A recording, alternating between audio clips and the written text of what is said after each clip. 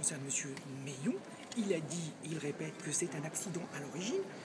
Il a dit, il répète, qu'effectivement, elle était inconsciente. L'expert vous dit, a priori, non, c'est possible, mais c'est rare. Que je vous dise, si c'est possible et que c'est rare, c'est que ça doit pouvoir, dans certains cas, se réaliser. Après, j'ai posé la question à l'expert de savoir si certaines personnes pouvaient avoir des pertes de conscience plus importantes que d'autres. Il vous dit que cela est peut-être possible.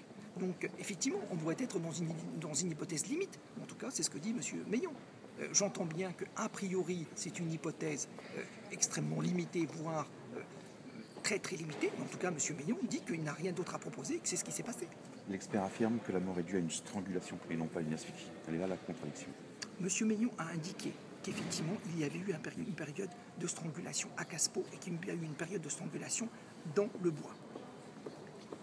Il a indiqué qu'il y avait eu effectivement cette période de strangulation, donc là-dessus, et il maintient ce qu'il a dit. Mais bien évidemment, par rapport au fait qu'il n'ait pas été entendu au départ, qu'il ne se soit pas suffisamment expliqué, maintenant qu'on décompose les séquence par séquence, c'est là qu'on a le maximum d'éléments.